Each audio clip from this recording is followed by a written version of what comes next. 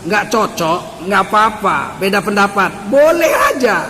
Tapi jangan kau korbankan saudaramu yang mengucapkan la ilaha illallah. Kamu lebih membela orang lain yang tidak mengucapkan la ilaha illallah daripada orang yang mengucapkan la ilaha illallah. Tidak akan wujud persatuan umat Islam kalau orang Islam punya ambisi. Tega bilang yang lurus cuma kami, selain kami semua rusak. Negara nenek moyang kau rupanya Indonesia ini sekarang berani mengklaim cuma kamilah, organisasi kamilah yang cinta NKRI. Mabuk ini orang banyak minum tua mungkin ini. Kalau nggak ada di tempat orang Islam, di warung-warung orang Islam, belanja di pasar tradisional milik pemerintah daerah, biar yang kaya negeri ini. Jangan milik Cina kau belanja.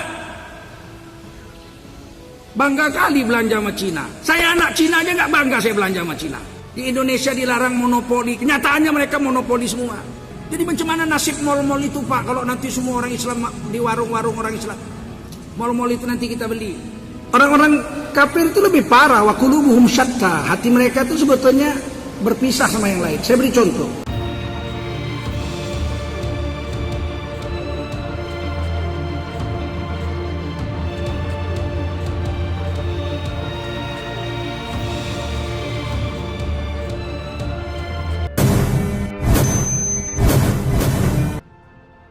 Bukankah Quran itu hudal lil nas, petunjuk bagi manusia, hudal lil muttaqin, petunjuk bagi orang bertakwa?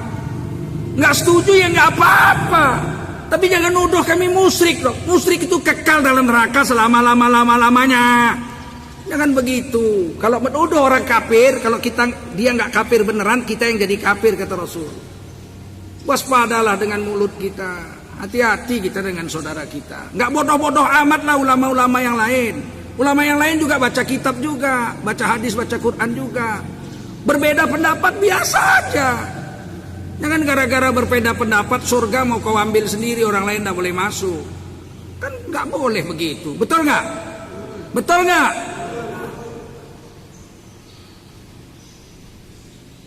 Siapa yang beriman mau hijrah dan berjihad fisabilillah, bela agamanya dengan hartanya dan dirinya, derajat mereka adalah derajat yang paling tinggi. A'zam ini isim tafdil, paling tinggi derajat mereka di sisi Allah. Dan distempel ayatnya, wa ulaika humul faizun. Mereka yang beriman mau hijrah dan mau berjihad bela agama dengan harta dan dirinya, selain derajatnya paling tinggi, mereka adalah orang yang sukses dunia akhirat. Setelah Mekah dikuasai Nabi, ba'dal fath, setelah Mekah dikuasai oleh Nabi dan para sahabat, tidak disuruh lagi hijrah ke Madinah. Bapak jual rumah bapak di Legenda, kebun sawit 1000 hektar jual, pindah ke Madinah nggak dapat pahala apa-apa. Sekarang setelah Mekah kalah, hijrah yang ada sekarang adalah minal zulumati ilan nur, dari kegelapan jahiliyah kepada cahaya hidayah, minal batil ilal haq, dari perbuatan batil kepada yang hak, dari perbuatan maksiat kepada perbuatan yang soleh. Mari kita hijrah 4 bidang. Pertama bidang ibadah. Kalau kemarin belum sholat, besok jaga sholat. Kalau kemarin sudah sholat di rumah, besok sholat ke masjid. Meningkatlah. Kalau kemarin belum puasa, tahun ini mulai puasa. Kalau kemarin belum bayar zakat, hitung harta kita bayar zakatnya 2,5%. 10 tahun nggak bayar zakat, hitung, rapel, bayar. Sebab di akhirat pasti ditagih. Kalau zakat pasti ditagih. Kalau saya orang kaya nggak mau bayar zakat karena lupa atau karena pelit, kemudian saya jatuh bangkrut 10 tahun kemudian, tetap ditagih zakat saya oleh Allah di hari kiamat. Ya Allah, saya udah bangkrut. Sebelum bangkrut kenapa kau nggak bayar? Jangan main-main soal zakat ini. Ini digabungkan Allah lebih 60 ayat antara sholat dengan zakat. Wa aqimus shalah wa atuz zakah. Wa aqimus shalah wa atuz zakah. Ini zakat dengan sholat ini digabungkan Allah dalam 60 ayat lebih di dalam Al-Quran. Bagaimana kita memberati diri dengan sholat, kita harus berati diri dengan zakat. Dan zakat ini sebetulnya pengajaran untuk menghimpun kekuatan ekonomi umat. 230 juta rakyat Indonesia yang Islam bayar zakat 3,5 liter. Seandainya lah 35.000 aja. Harga beras 3,5 liter itu 35.000. 230 juta rakyat Indonesia tiap tahun suruh bayar zakat fitrah. Itu duitnya Sekitar 7 triliun. Bukan sedikit duitnya itu. 7 triliun bayar zakat fitrah setiap tahun orang Islam. Kalau itu dibelanjakan berasnya sama orang Islam semua, udah terangkat ekonomi orang Islam se-Indonesia. Belum korban. Dari 230 juta rakyat Indonesia, taruh yang korban itu 50 juta aja. 50 juta orang aja. Kali kambing 3 juta.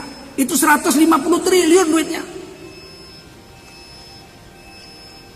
Nah, dari situ saya ingin sampaikan, marilah kita mulai kekuatan ekonomi umat itu dengan hijrah.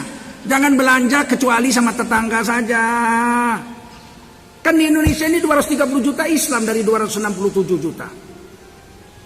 Belanja sama tetangga saja. Sama orang Islam saja. Kalau nggak ada di tempat orang Islam, di warung-warung orang Islam, belanja di pasar tradisional milik pemerintah daerah. Biar yang kaya negeri ini. Jangan milik Cina kau belanja. Bangga kali belanja sama Cina. Saya anak Cina aja nggak bangga saya belanja sama Cina. Bener, heran saya.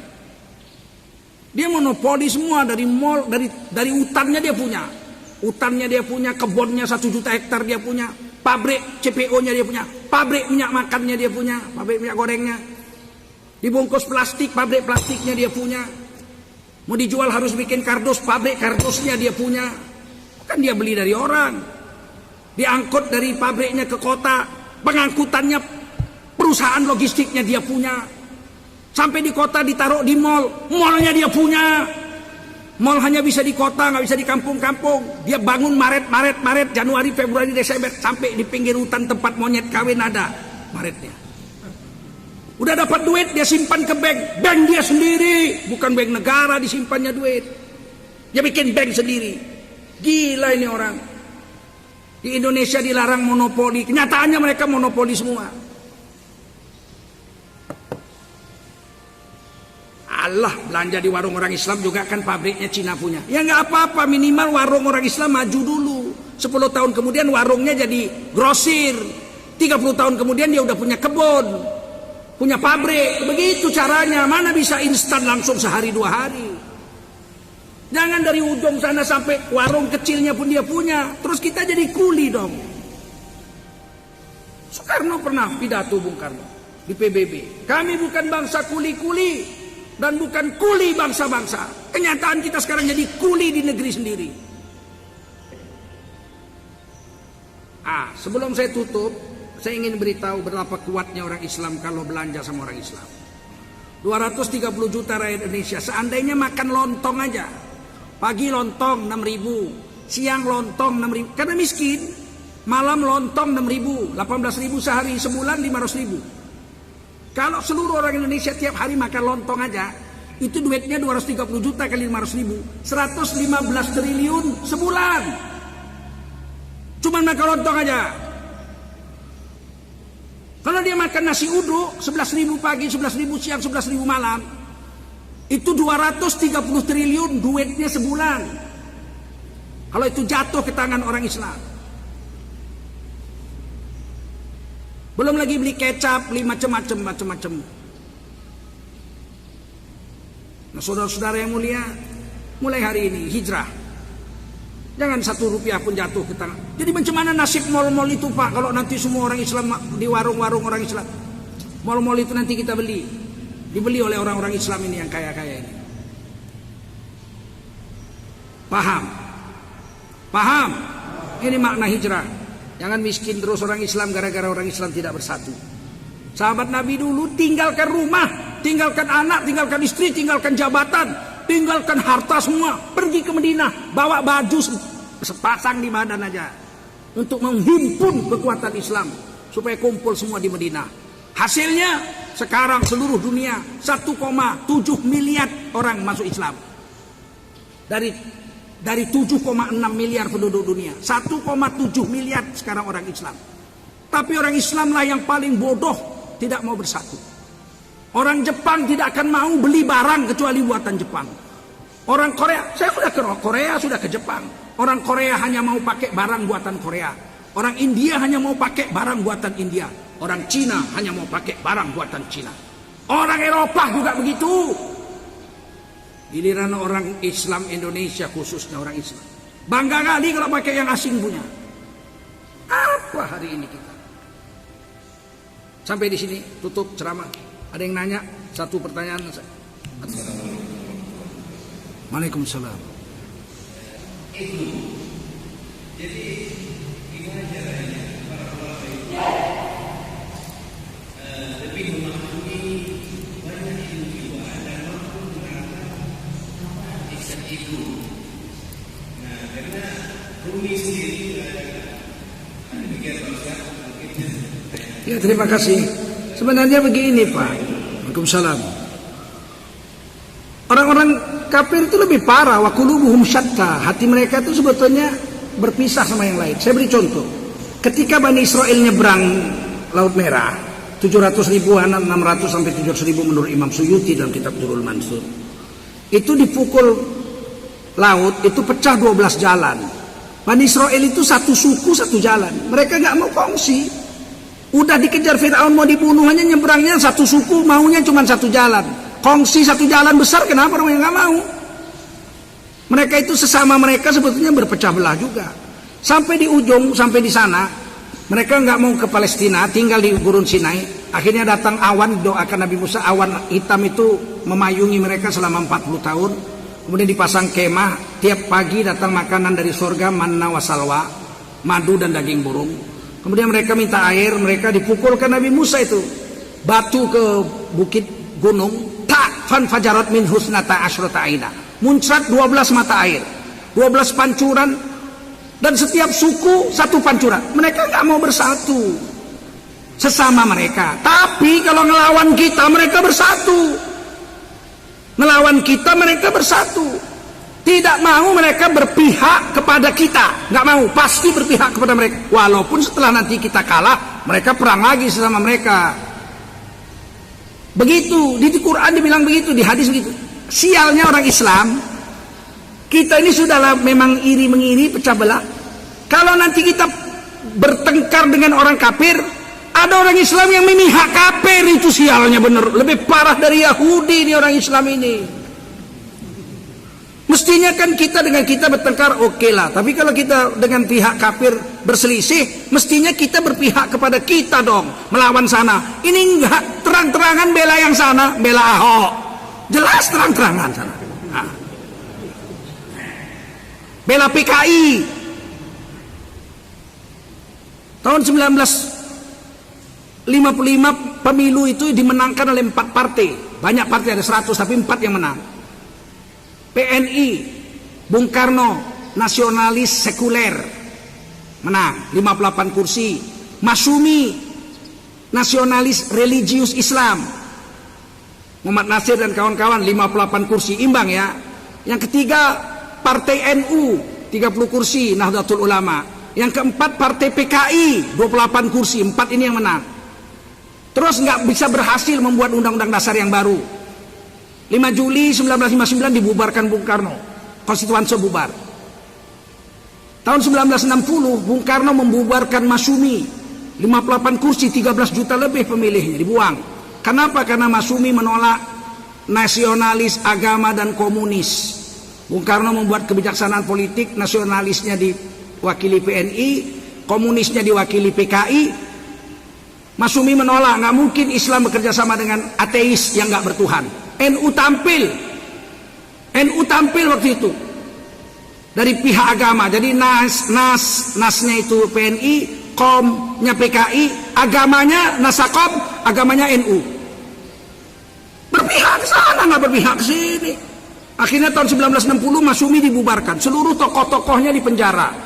Muhammad Nasir, sekjennya Muhammad Sa'ad, Buya Hamka, Syekh Isa Ansori, EZ Mutakin, Muhammad Rum itu yang ahli diplomasi, konferensi meja bundar dan sebagainya. Muhammad Rum itu dipenjara 4 tahun 4 bulan. Sudibyo, Sultan Syahrir dipenjarai semua.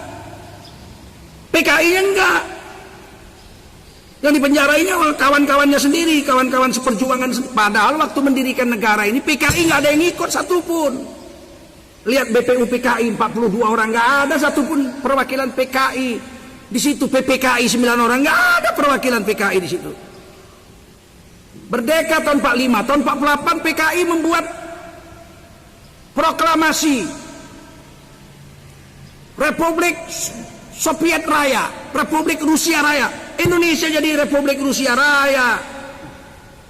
Dibunuh semua sama Bung Karno sama Hatta, Musso dan kawan-kawan yang memproklamasikan Republik Rusia Raya itu tahun 48. Jadi dia nggak pernah ikut berjuang. Tapi ketika dia memberontak kali kedua tahun 65, Bung Karno nggak mau membubarkan PKI. Alasan Bung Karno ada 6 juta orang PKI, masa dibubarkan? Lah, Masyumi tahun 60 dibubarkan, 13 juta orang Masyumi, 58 kursi. Jadi kelemahan kita ini, orang Islam ini udahlah nggak bersatu. Kalau ngelawan orang, dia berpihak ke sana, bukan berpihak ke sini. Paham? Kenapa itu terjadi, Pak? Bukan karena nggak ngerti agama, Pak. Ulama-ulama kok nggak ngerti agama, baca kitab kuning ngelotok. Kata Rasulullah, karena ada ambisi di hatinya. Hirsun, karena punya ambisi di hatinya. Ambisi dalam hati seorang Islam sangat berbahaya. Orang yang ambisi sanggup membunuh anak kandungnya sendiri, istrinya sendiri, saudaranya sendiri sanggup dia bunuh. Orang yang punya ambisi bisa menghalalkan yang haram dan mengharamkan yang halal. Orang Islam tidak boleh punya ambisi. Kita hanya boleh punya azam, cita-cita. Fa idza azamta fatawakkal 'ala Allah. Kalau kamu udah bercita-cita, usahakan, doa, serahkan sama Allah. Berhasil, ucapkan alhamdulillah dari Allah. Gagal, ucapkan inna lillahi wa inna ilaihi rajiun. Agar kamu gak gila gara-gara gagal itu. Gak ada ambisi dalam Islam. Gak boleh ada ambisi. Kenapa Bung Karno rela mempenjarakan Sultan Syahrir, Buya Hamka, Muhammad Nasir, kawan-kawan perjuangan semua itu, Kartosuwiryo dibunuh? Kenapa? Ada ambisi. Gak mau orang lain ada muncul waktu itu. Menurut kajian saya ya, itu saja. Muhammad Rum itu dipenjara 4 tahun 4 bulan tanpa di pengadilan sekalipun, nggak pernah diadili. Buya Hamka 2 tahun lebih, 2 tahun ya, hampir 2 tahun, sempat minum kencing di penjara. Dendamkah mereka? Enggak. Ketika Muhammad Rum bebas dari penjara, dia pergi ke Belanda. Wartawan penuh di Belanda bertanya, apakah kamu benci dengan Bung Karno? Dia bilang, saya sama sekali tidak dendam dan benci kepada Bung Karno. Sedikit pun tidak ada kebencian di hati saya. Begitu juga Buya Hamka, sempat minum kencing di penjara. Ketika Bung Karno mau wafat, dia tulis surat melalui ajudannya, kalau saya wafat, harap Buya Hamka sudi menjadi imam sholat jenazahnya. Dan Buya Hamka menjadi imam sholat jenazah atas permintaan Bung Karno. Nggak dendam, nggak ada hirsun, nggak ada ambisi di hatinya.